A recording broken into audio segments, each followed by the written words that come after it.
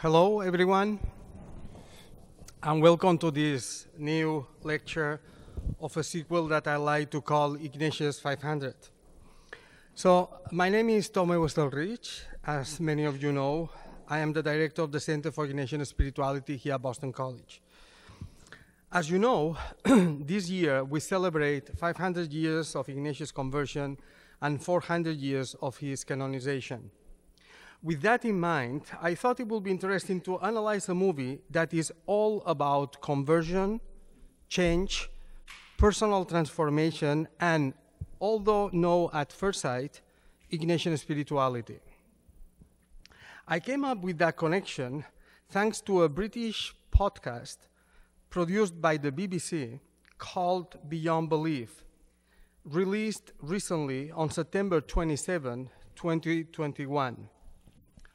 On it, Ernie Ray, so the host of the podcast, interviews Pete Docter, the creator, director, in some cases, of movies like Toy Story, Monster Incorporated, WALL-E, Up, Inside Out, and Soul, among many others, for which he has been nominated for 9 Oscars for Best Animated Feature and has won 3 times. In that interview, Pete Docter explained how Ignatian spirituality is at the base of that movie and how finding God in all things, the ultimate purpose of the spiritual exercises, influenced him to write Soul. We will have the opportunity to listen to that interview, which is only 8 minutes, so don't worry, just after this introduction as a contextualization for this panel presentation. To discuss and analyze the movie, I have invited 2 theologians whose field of study move around imagination, Ignatian spirituality, and education. So first of all is Bart Geger of the Society of Jesus. He's a professor of the practice at the STM. He's a Jesuit, a research scholar at the Institute for Advanced Jesuit Studies, and the general editor of the Studies and the Spirituality of Jesuits. He last year edited a new edition of the autobiography of St. Ignatius Loyola, A Pilgrim Testament, the Memoirs of St. Ignatius of Loyola, and he is currently working on a new study edition of the Jesuit Constitutions. Callid Keefe-Perry is an assistant professor of contextual education and public theology at the STM. He's a Quaker, the senior editor for the Journal of the Arts in Religious and Theological Studies, Arts, and the assistant director of the Religion and Education Collaborative. His current scholarship engaged themes of theological anthropology, public and practical theology, critical pedagogy, creative practice as a spiritual practice, and consideration of religion and spirituality in public education. Their participation will last for about 30 minutes, and then we will have a few minutes for questions and answers. Join me with a round of applause to welcome our 2 panelists, Bart Geger and Callid Keefe-Perry.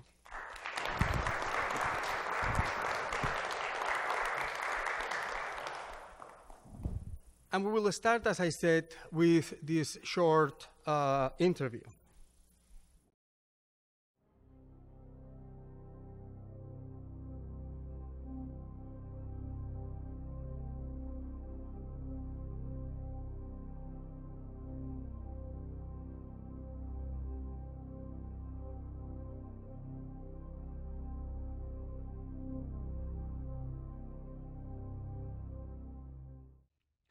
Pete Docter is one of Hollywood's most successful directors.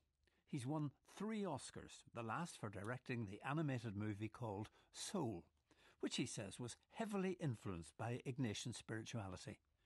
I asked him to give a very brief outline of the film's story. Well, the story of Soul is about Joe Gardner, who's a jazz pianist who longs to become a professional. He finally makes it, only to discover that that did not actually answer everything in his life that he thought it would. And it's a very kind of autobiographical story for me. So Not that I'm a jazz pianist. Music is all I think about. From the moment I wake up in the morning to the moment I fall asleep at night, I was born to play. It's my reason for living.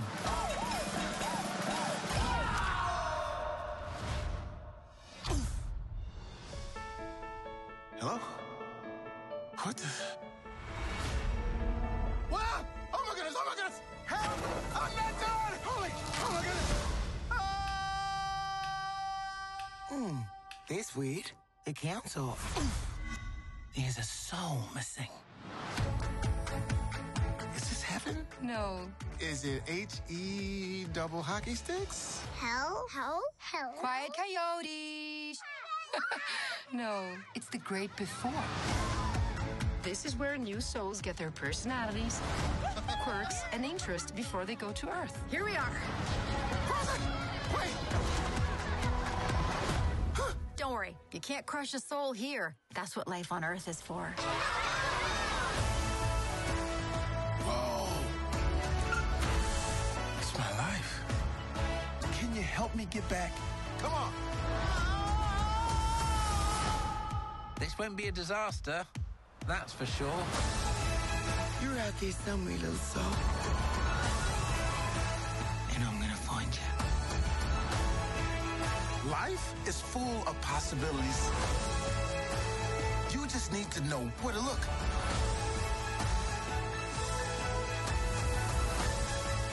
Don't miss out on the joys of life. Like pizza. I can't smell. We can't taste either? All that stuff is in your body. No smell, no taste. Or touch. See? Okay, I get it. Disney and Pixar Soul. Get ready. Your life is about to start. Start streaming December 25th.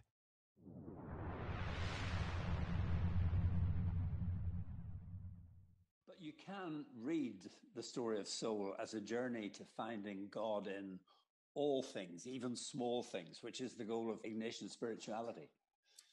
Yes, I fell in love with animation when I was in third grade. I loved it. I got to get a job. I get to make movies, and millions of people see it, and they win awards. And yet I can tell you that didn't really fix me or fill me in the way that I thought it would in a permanent way. And there's a story in the in Father Martin's book that we kind of adapted slightly in the movie. There's a part of the film where this older musician says to our protagonist, "I heard a story once about a fish." I heard this story about a fish. He swims up to this older fish and says, "I'm trying to find this thing they call the ocean." "The ocean," says the older fish. "That's what you're in right now." "This," says the young fish, "this is water. What I want is the ocean." And he swims away. And that, to me, really kind of was the essence of what we were trying to say in the film, that you're often in pursuit of this other thing, not realizing that you're all around the greatness every day. I walked to work today and I touched a tree. You know, I felt the scars on the bark and I smelled some lavender, and I felt this connection to something that's bigger than I am. And how great would it be if we could feel that all the time? There's also a moment in the film when Joe's done his great gig. He should be feeling exhilarated, and yet it's not that that gives him the satisfaction. It's looking in his trouser pocket and finding simple things. Yes. Yeah. Finding those things that connect us to the world around us, the people around us. There is something about the experience of life, especially when you are on sort of a repeat cycle of wake up, eat breakfast, do your chores, go to work. You stop seeing all the remarkable things around you. And I think a lot of the process of spirituality is almost just like waking yourself back up to things that are remarkable, that are around you, that you're experiencing every day. The essence of Ignatian spirituality is that you immerse yourself in a story, usually from the Bible, one of the incidents in the life of Jesus, and you reflect on what's going on based on your own experience. Now, that to me sounds a lot like what happens when you watch a film on the big screen. Do you think there's any truth in that? Yeah, I do. I think, In a weird way, stories, both biblical stories and the kind of films that we try to do, are these transmitters of something that's too complex to talk about with words. And so you're trying to encapsulate these concepts in stories because that's a more real way of talking about it than trying to use just words. I don't know if I'm making any sense, but it's amazing how you can read the same story, especially a biblical story, over, through your life, and it'll mean entirely different things. The stories that I read about Noah in, grade school are very different. I understood them very differently than I do today. Discernment plays a very important part in Ignatian spirituality. And I wonder how you feel that was reflected in the film. Well, we have Joe, of course, who believes he has this very focused purpose in his life. And then there's another character who is the opposite, who feels like there is no purpose. She doesn't understand why go live, why be a part of life. And so this idea that you have to decide for yourself, you have to engage with the world, is ultimately, I think, where both characters come to, the sense that you're not just handed the answers. You have to grapple with them. You have to engage with them in ways that everybody in the world has to. Pete, what's the one thing from Ignatian spirituality that you take into your work in making animated films? There are a lot of things. I feel like because Ignatius, I was kind of a soldier, right, in life. And so everything had a very practical sense. And it becomes a very practical way to approach something that often is very mysterious and elusive. We've all had the experience of being in nature and having that sense of awe and connection. And then the next moment it's gone.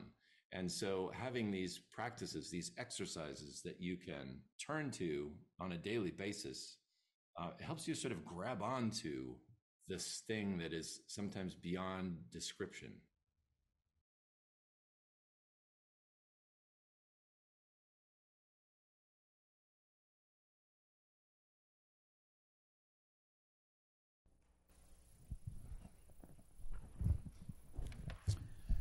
So thanks for coming. My name is Callid Keefe-Perry, and I want to start by sharing just a small passage from a book by Amos Niven Wilder. For those of you who don't recognize that name, Wilder is the brother of the playwright and novelist of our town, and so was very much engaged in the literary and the artistic world, as well as the life of faith. Was a Protestant who taught over at Harvard for decades, and in 1972 published this book called Theopoetic, Theology and the Religious Imagination. And this is the opening passage here. He says, "It is at the level of the imagination that the fateful issues of our new world experience must first be mastered. It's here, in imagination, that culture and history are broken, and here that the church is polarized. Old words do not always reach across new gulfs, and it is only in vision and oracle that we can chart the unknown and new name the creatures. Before the message must be the vision, before the sermon the hymn, before the prose the poem. Before any new theologies, however secular and radical, there must be a new contemporary theopoetic. The structures of faith and confession have always rested on hierophanies and images. But in each new age and climate, the theopoetic of the church is reshaped in inseparable relation to the general imagination of the time." So I want to contextualize that a little bit to get us here to Soul. Part of what that book emerges out of is a period in time in American religious history, right at the end of the 1960s, which some of you may remember, or some of you may not for different reasons. The idea is that religious life in America is really undergoing enormous upheaval. Not just Vatican II, but the realities of what life in the street is like. The student revolutions, different ways of considering what it means to be part of race and class identities in this country. And so people who were teaching in seminaries and divinity schools and caring about the life of the church were asking themselves, how do we communicate in a way that, as Wilder says, reaches across the new gulf? So there were parts of what was going on in those early 70s within theological education that said we need to think about the ways in which imagination and the arts can captivate and compel, and we need to think about the ways that we can do that faithfully. For someone like Wilder, part of the reason that this came to be an issue at all is because he'd seen the horrors of the world wars. And so he got to this point where he said, the things that I was taught, the things that I learned, he was a Congregationalist minister, the things that I preached from my pulpit themselves are sounding hollow in the wake of what I have seen in the world. And so not only were the late 1960s a period of upheaval, it was the realities of the entirety of the 20th century. How do we figure out how to tell these stories, to proclaim the gospel in a way that connects?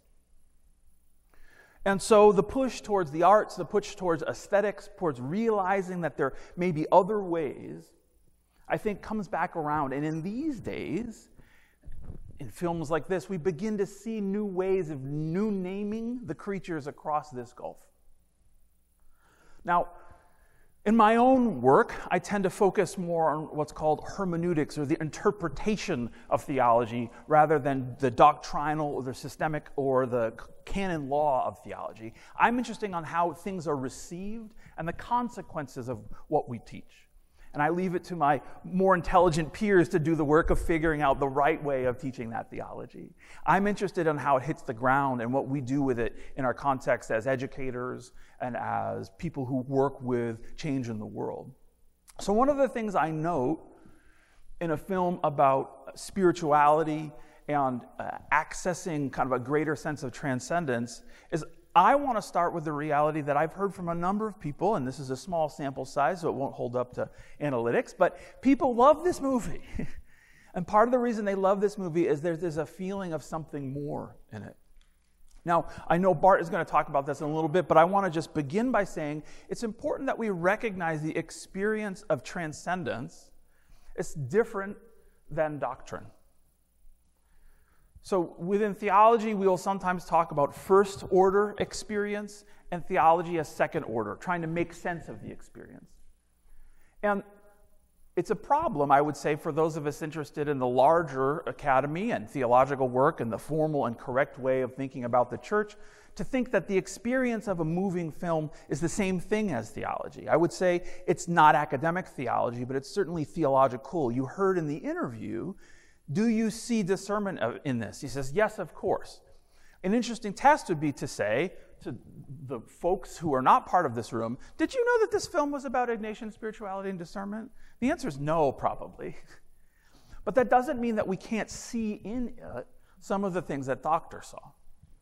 So what I want to kind of have us think together about is recognizing that there's value to both of these ways of proceeding. There's value in thinking about what implicitly is tucked into this film. What is the theology that it seems to be showing? And is that right or not? And then also value, but a different thing, is the experience of watching the film and the ways in which it might help you brush up against the transcendent. I want to suggest we need both of those things, and that both of those things are valuable, and that both of those things need each other for the life of the church. So part of the reason that I think that this film is compelling is because it tells the story of someone who doesn't have it all figured out. And not only that, it's someone who doesn't have it all figured out and has sometimes felt jubilation, right? It's sometimes the story of people who don't have it and they kind of kick their heels and nothing ever works. But in this, we hear the story of someone who's felt the highest highs and still doesn't know what's going on.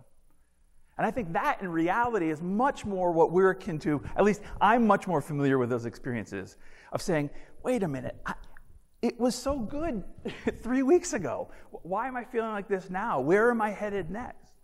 And I think that compelling piece of the story here, recognizing that he's got some pieces of his call, he's somehow connected to music, but it's still not meeting his deepest needs, is something we can relate to.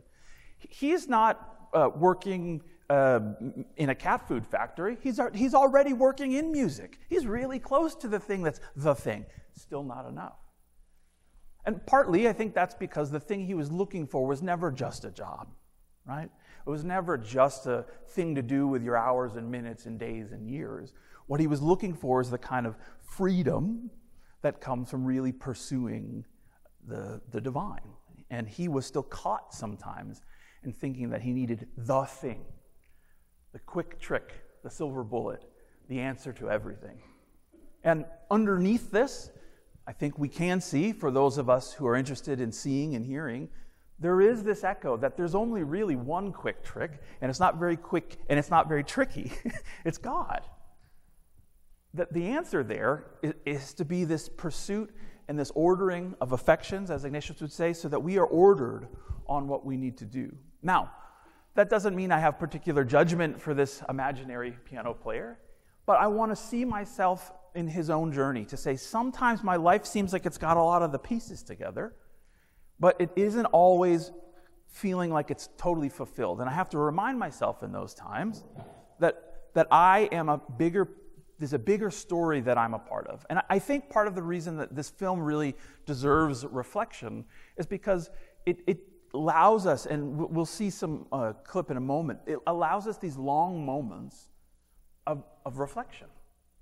It isn't providing answers. It's not really a kind of Aesop's fable story, like here's the way to think about life this way, now everything's better. It's captured us on a journey that many of us, at least for me, can relate to, of being so close to the thing you want that you can almost touch it, but it's somehow not enough. And then we have to figure out how to continually reorient, to continue make sure that we are living in what my tradition we call gospel order. How do we get our affections ordered correctly? And I think we see in here the fact that there can be sorrow as part of that, pain, maybe even some suffering, Disney Pixar version of suffering, but suffering, but also then joy and exaltation. And I want to lift up at my piece of the bit that having some exposure to that, even if the questions of doctrine and rightness aren't all right, is valuable in its own right because we're exposed to it. Because we allow our imaginations to be expanded to say, oh, that's like my life. I wonder what should be happening with me. And then we can go to our priests and our spiritual directors, our pastors, our friends, our communities, and say, this thing has been awoken in me. What do I do? I think it's probably best we don't turn to Pixar for spiritual guidance, but Pixar might be the thing that wakes us up to turn to each other. And we'll stop with that.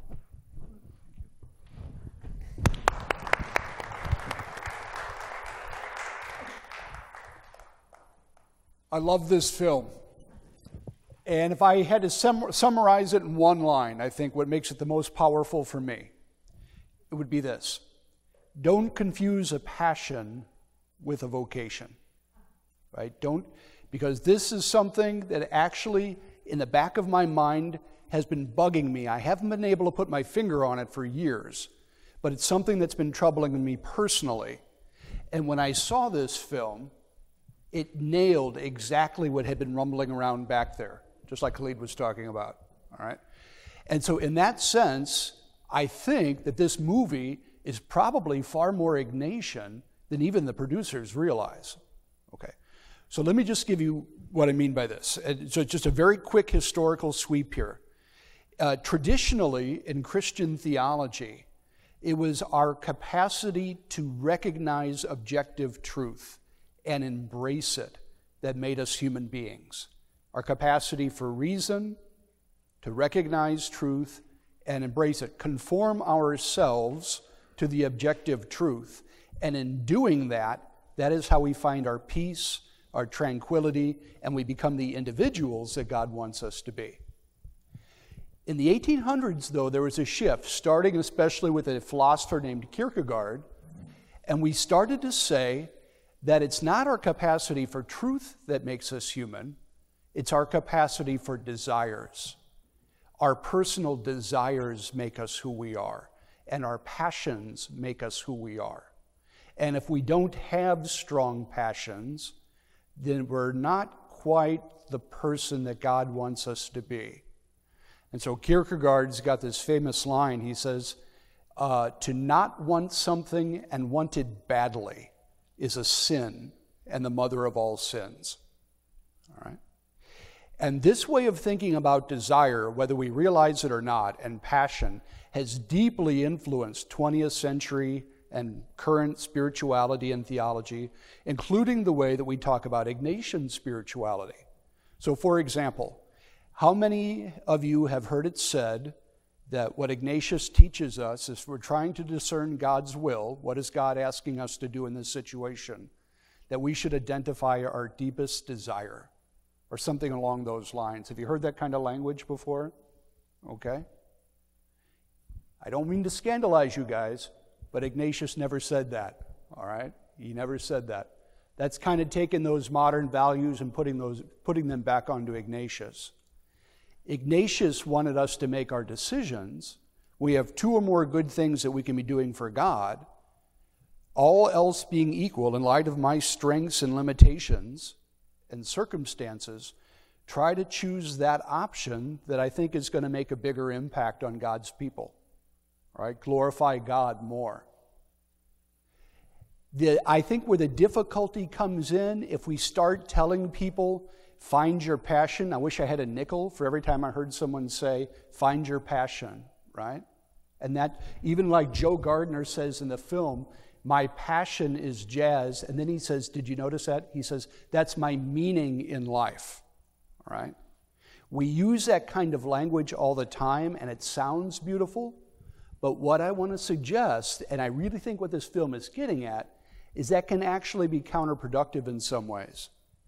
Because one, I think a lot of people struggle to identify a passion at all. I mean, they're relatively happy with life, they have good relationships and friends and whatnot, but they struggle to articulate something that they're passionate about, and they're wondering, am I doing something wrong? Am I not fully the person that I'm supposed to be? Okay. And number two, whether we want to admit it or not, our passions often fade over time or change over time, don't they? Right? For 20 years, I was absolutely obsessed and passionate about family history and genealogy. If you guys know any genealogists, you know we're big geeks about this stuff, right? And for 20 years, it was all I could do. Just breathed it, ate it, all I could do was think about it. And I thank God every day, though, that I didn't become a professional genealogist. That doesn't necessarily mean that that's what I was supposed to do. But that passion now has faded.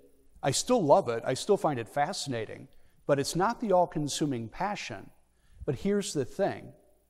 It has deeply influenced the way I do everything else in my priesthood.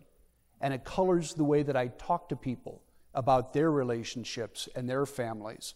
And the things that I learned during those 20 years inform all the different homilies that I give. Do you see what I'm saying? So it colors the way that I now engage everything, but it's not the meaning of my life per se.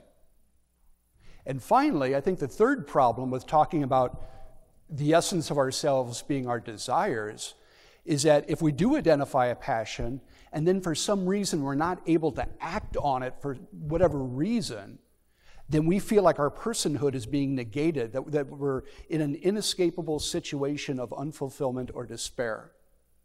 And that's not true. And that's what this film is getting at. Joe Gardner is working part-time as a high school teacher, a music teacher, when the film begins.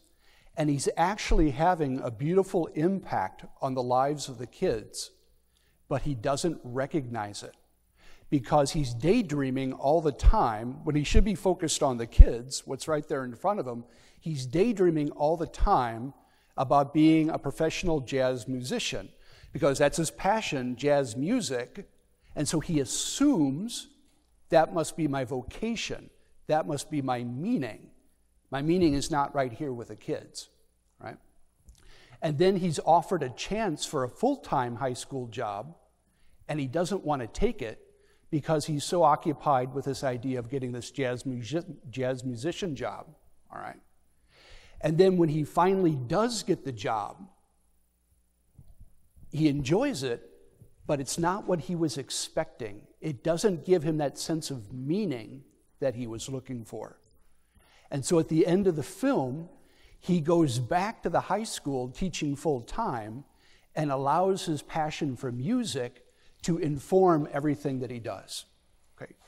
And so this is where this idea of contemplation and action comes in. Finding the meaning and the beauty and the presence of God in our everyday situations. And if we have a passion, if we do, then allowing that to come out. There's a young soul, 22, it hasn't become a human being yet. And in order to become a human being, it has to fill out it's got a list of requirements, number 22 soul. And the soul has all of her personality traits, and she knows how to experience everyday life perfectly. But Joe says to her, well, you're still not complete because you haven't found a passion yet.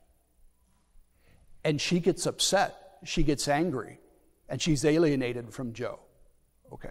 And then Joe realizes that he was wrong for having said that to her. That actually she was the one who knew how to live through those everyday experiences. Now, if I can, I just want to show, before we show a clip here, I would like to share very briefly with you, there's a particular Jesuit saint which drives this basic principle home, one of my favorites. Just very quickly give you a story. Alphonsus Rodriguez was a married man with 3 girls, a cloth merchant, and then he loses his entire family to cholera. And at age 40, he decides he wants to be a Jesuit. And he is passionate about the idea of being a priest and working with the slaves in Cartagena, South America. This is in the 1500s. So he joins the Jesuits, and the Jesuits said to him, Alphonsus, we got some good news for you, and we got some bad news. The good news is, we'll take you into the society. We're accepting you. The bad news is, we can't let you be a priest or go to Cartagena. You're a little bit too old to begin the studies, and you're not really good with the academics anyway. So we're going to make you a Jesuit brother, which is like a male nun, all right? A Jesuit brother, and his job was going to be, they were going to send him to the island of Majorca in the Mediterranean, where the Jesuits had a very large college with all these scholarly Jesuit professors, and people from all over Europe would come to visit these Jesuits on the island of Majorca and then go back home. So his job was to be the porter, the doorkeeper, and all he had to do was open the door whenever someone knocked, greet them, find out who they came to see, and then go fetch the Jesuit, and bring them together. So Alphonsus was the porter for the next 42 years of his life until he died. I don't know about you, but I think that job would have bored me spitless in about 2 weeks, all right? But here's the thing. This was Alphonsus's genius. He said, on the very first day, he said, Lord, this is not what I expected when I became a Jesuit. This is not where my passion was. But I make you this promise this day, that I will treat every single person who knocks on that door as if he or she were Christ himself. I will find God in all things. I will find God in the everyday experiences of these people who come to me. And so he did.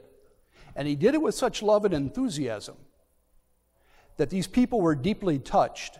And they went back home all over Europe, wherever they came from, and told all their family and friends, not about the other Jesuits, but about this little old man who answered the door. And before 20 years had passed, people started coming from all over Europe, not to visit the other Jesuits, but to visit Brother Alphonsus. And near the end of his life, there was a knock at the door, and he opened it with his customary, I'm coming, Lord. He opened the door, and it was the Lord standing there. And all he said was, well done, Alphonsus. Well done. So you see that transformation of everyday experience is what this Jesuit spirituality is all about, this contemplation and action. And so in this particular scene that we're going to see near the end of the film, Joe has learned to use his passion to color all the everyday experiences that he sees. He looks at the world through transformed eyes. So.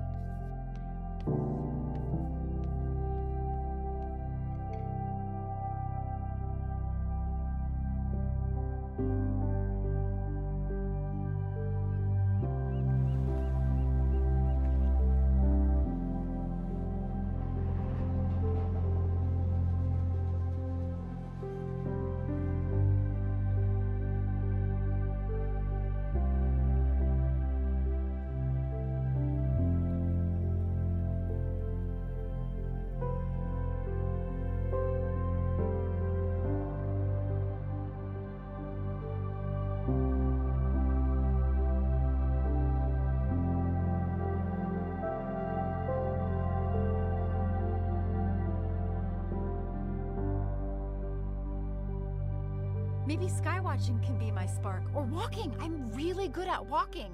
Those really aren't purposes, 22. That's just regular old living.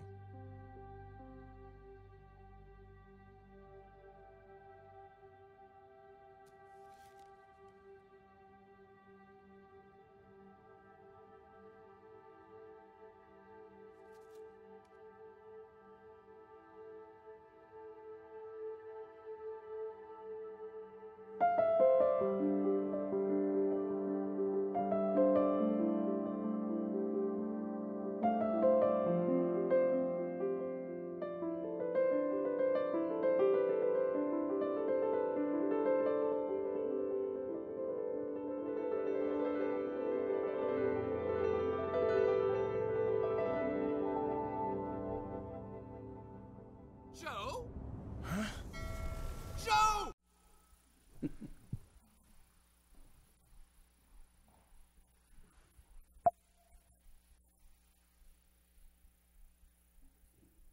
Thank you. Thank you very much. Now we'll have some time for questions or comments or anything that you want to ask them. So feel free just let me know if anyone have a question or comment.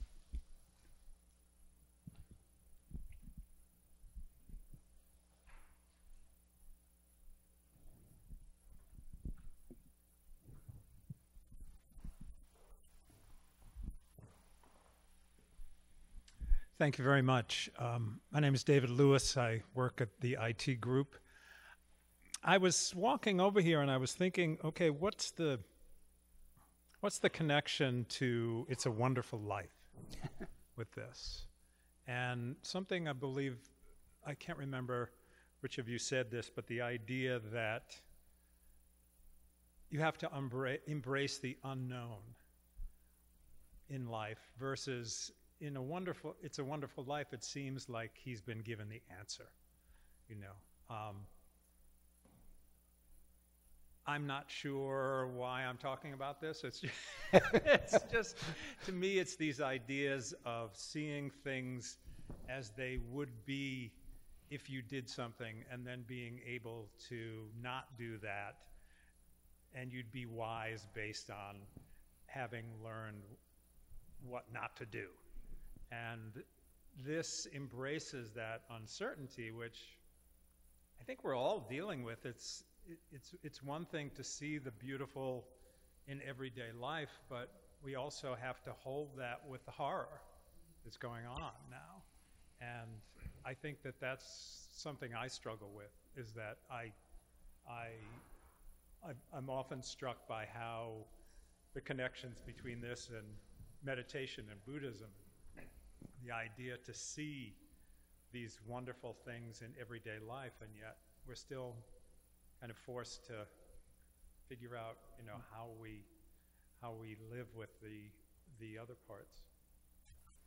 So that's not a question, but yeah. Thank you. I really appreciate this, and he also gets to live at the end, which, you know, is, of course he had to, but I often think that, well, thank God he did, because it would have been a really bad movie if he wouldn't. Yeah. All right, that's all I have. Yeah. So, I mean, one of the pieces that I think I would kind of underline and maybe like put a star in the margin next to what Bart said, or however you make something important when you're reading, is the dailiness of it, right? I mean, I don't want to withhold the possibility that one of us in this room does somehow get the grand plan for their life. I wouldn't want, like, if you heard it, then be like, well, that guy said that doesn't happen, I must ignore that. You know, like, if you get it, good for you. But I think most of us have a dailiness we're called to. I was thinking when you were talking, Bart, the American poet Stanley Kunitz, near the end of his life, incredibly prolific poet, was interviewed by a journalist, and I think the journalist thought they were going to get kind of a master class in poetry writing, and they said to this, at this point in time, quite an old Kunitz, you know, you've written for so long, for so many decades, you've had so many incredible pieces, all of your peers say you're peerless, you know, how did you do it?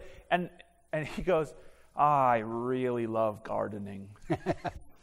And you can kind of like see the journalist be like, oh, he's an old man, like he didn't get it. And so he like comes at it the second time, like, is there a tip or a trick? And he said, yeah, I mean, if you get out early before the sun comes up, you can pull the weeds before the sunburn starts. And so, the journalist thinks he's being played with or something, and Kunitz says, look, I made a deal with myself that whenever I felt like I was beginning to love poetry more than my garden, I'd stop and weed for a while. I needed to make sure that my poems never were growing from poems. I need my poems to be able to have, dirt on the roots. And I think I want to say the same thing about those of us in the spiritual life, that if the spiritual life kind of begins to grow out of itself and we lose track of our siblings in Christ, we're building airy castles, right? The dailiness of opening the door, the unknowingness of what it means to greet a stranger, including the strangers of thoughts and ideas and people we don't agree with, pursuing that means that we're always going to be able to be caught by surprise. And I think God calls us to that. Even if we have a clear set of marching orders, and for those of us in ministry, we have some sense of call. But I don't know what tomorrow is going to look like, right? We get given a direction, and then we figure out what tomorrow looks like. Yeah, just to kind of supplement that, certainly there are people who are gifted with real passions, right? And sometimes they last their whole lives. So that is a gift that some have, and that is a gift from God. It is a huge theme in the Christian tradition that God distributes gifts differently among us. Some of us are going to get passions like that, maybe that last a lifetime. Others, like me, I had one that lasted 20 years, that kind of a thing. And I'm grateful for it. But that's part of what, that's why we have different spiritualities in the church as well. I mean, the whole idea is that they play off each other and enrich each other. Sometimes I think people get distressed if they don't find themselves in Ignatius's spirituality, because they think, well, there must be something wrong with me. I must not get it, or something like that. Say, no, it could be an entirely different spirituality that really speaks to you, so. Hello, thank you. My name is Luis. I'm a second-year MDiv student. This had a lot of interesting, implications for me, thinking about my life in ministry or as an educator moving forward, or, maybe as a parent. I'm just curious about this tension between, being an educator, minister, or a parent, a mentor to another, in allowing freedom, creativity to flourish, but also, helping folks develop skills, encouraging challenge. I think, for example, in the movie, that as a teacher there is some encouragement for sure that's necessary, but there's also some invitation into further exploration. So I'm just curious as to how you live in that tension, practice that, in your own vocations, or if anyone else has insights into how do you allow others to flourish, recognizing where one might be, knowing that it's dynamic, it's moving, but also encouraging, say, a friend or another to go more deeply, if that makes sense. I'm not sure where to begin. Your question reminds me of, the perennial struggle we have in our colleges and universities. To what extent do we require students to take X amount of classes in these specific classes, and to what extent do we let them explore on their own? Because it seems like we don't want to go too far to one end or the other, right? We need to give them some kind of a structure because they don't exactly know what they're looking for very often. And yet at the same time, we want them to have the liberty to pursue their own interests. And ideally, we're looking for that balance where they play off each other to optimal effect, right? Or again, in spiritual direction, a perennial tension is when someone is sharing with me what's going on in his or her prayer, to what extent do I just kind of give them the freedom, just them and God, to kind of go with that where they're going to go?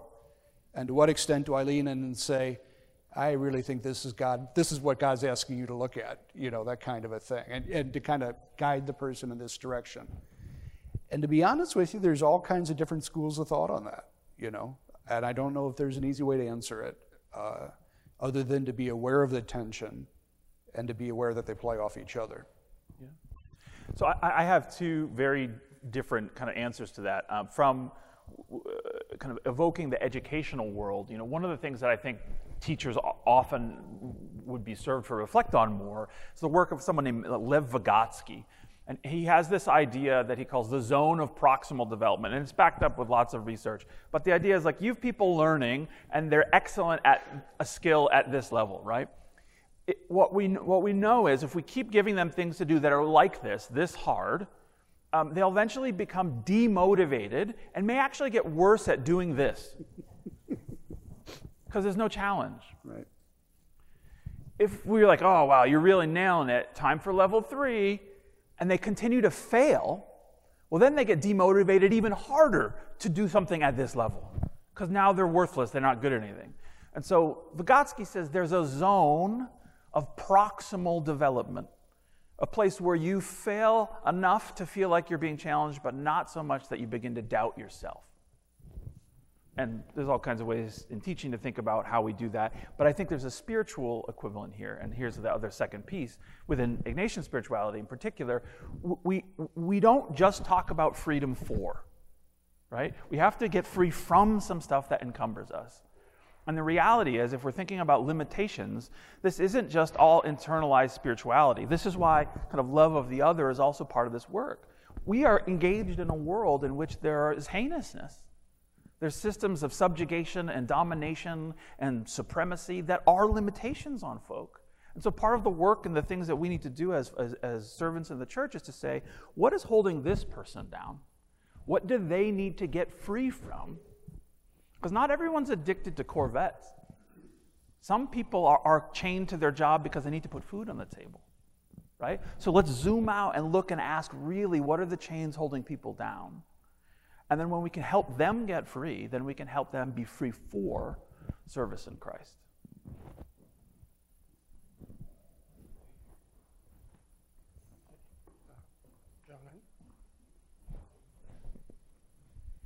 Hi, I'm John McGraw. I work in IT as well. I'm just curious, when you first saw this movie, did you know ahead of time about the Ignatian element of it? And if so, do you think that affected how you watched the movie? And if not, was there a moment that you said, wow, this is pretty Ignatian, if you didn't know about that ahead of time? To be honest with you, I hadn't seen the film, and then Tomeo asked me to watch it and asked me to give a talk. I love Pixar films to begin with, right? So, and he asked me to watch it, and he said it's very Ignatian, and he asked me if I'd be willing to give a talk on that.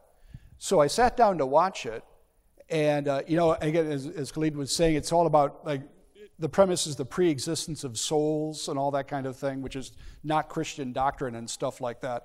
And so halfway through the movie, I'm thinking, in terms of Christian theology, this movie's a train wreck, right? And I remember the first thing I was thinking was, it's kind of a reminder that we're entering a post-Christian age in some ways, where we can't assume that popular films and everything now are going to put out a relatively Christian metaphysics or way of looking at the world. So that kind of jarred me at first. But I got to tell you, by the end of the movie, when I saw where it was going, I was profoundly impacted by it. I love, too, how all the angels in heaven have Australian accents. Yeah, because I think if there's one thing we've all learned since Finding Nemo, everything is funnier with an Australian accent, right? So, no, I didn't have any idea. I mean, part of it for me is, I'm of the mind that kind of first we shape our tools, and then our tools shape us. That's Marshall McLuhan's line around media studies, right? So I've been profoundly shaped by the Christian tradition, by my own version of the Christian tradition, and by Ignatian spirituality. So I see it everywhere. So I can look at a garbage truck and be like, that's pretty Ignatian. So I'm just going to see it wherever I'm looking. And so then when someone says it actually is, I go, oh, yeah, that makes sense. Great talk. Thank you.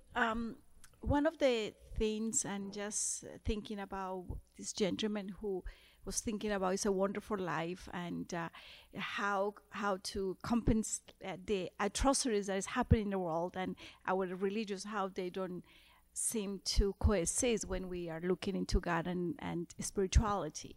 And trying to kind of think about one of the points, and I think to ask is this concept of mindfulness that I think is extremely important towards the end of the movie, and it's part of the whole element that, like, in a Zen Christian tradition, in a Buddhist tradition, it's all about live in the moment, seek the moment, get the best out of the moment, live life, don't project the future. Speaking about the passions, when we project, we desires are egocentric elements, and projecting towards the future it faults your eyes to seeking the life immediate around you. And when we go to the past, it's about suffering. So both realities do not exist, nor the past nor the future, just the present. And so that is part of that I also see a lot in this film, and I've been reading a lot about mindfulness. So that is my question in terms of the Ignatian tradition, where mindfulness comes from. And I think that's part of the everyday life and that. But I just wanted for you to comment a little bit on that. I'll let you handle that one first. So I have to say, the Ignatian piece of it, I will leave to Bart, because as was mentioned, I'm a member of the Religious Society of Friends, what most folks call Quakers, and we have a particularly unusual way of thinking about that, because we talk about the inbreaking of the reign of the kingdom of God. And we will say we will actually have experiences of the inbreaking of that reign in the present. It's just that it's not complete. So we actually are, formally speaking, our eschatology is a realized eschatology, which we say actually you do know what the kingdom of God is like. You felt it. Those moments of piano playing that transcend, that is the kingdom of God. It's just not the fully realized kingdom of God. So our theology, I think, is not compatible with the kind of Catholic doctrine, but our sense is that the trick is to then live more increasingly into that life. To say those experiences, those transcendent experiences are the transcendence experience, and then to figure out how to order your life so that you're living more and more into the ways that make those possible. And that's a particular way of taking it. That gave me the time I needed. Thank you. Set them up. Here it is. Lay out. Just two things. First of all, the idea of remaining focused on the present is a theme that runs throughout the Christian tradition as well. I mean, this is a basic bit of wisdom. I teach a course called Classic Rules for the Discernment of Spirits. And the idea is that how certain bits of spiritual wisdom transcend the centuries and the ages in our Christian faith. And one of them is, don't romanticize the past or the future, but remain in the present. You know, the Desert Fathers and Mothers talked about that. You know, the medieval tradition talked about that. Blaise Pascal, the great Catholic mathematician and philosopher, he invented calculus, for which I've never forgiven him. But he hated the Jesuits. But he wrote in one of his books, the Pensées, he says, most people are living in the future or the past and not in the present. You know, that kind of a thing. So Ignatius certainly didn't have a monopoly on that basic idea. The other thing, too, that I think is helpful to keep in mind, the Christian tradition distinguishes between will and desire. Yeah. I can recognize that something is good and choose it, or I can recognize that it's good and then I have an affective, what we might call an attraction or passion for it, so to speak. So I desire pizza. I will to eat pickled beets, all right, because I recognize they're healthy, and so I choose to eat them, but I have no passion, no desire for them, right, that kind of thing. And the idea is that often we are called to will something even if we do not feel a desire, precisely because we recognize it as good.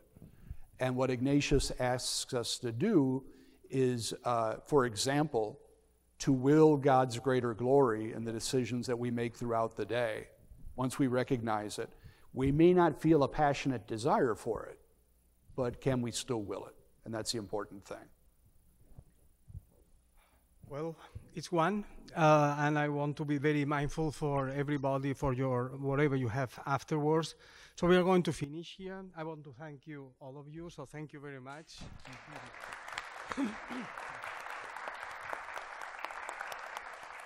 And I also want to thank you for coming to this talk. As always, you will find some cards, Ignatian cards.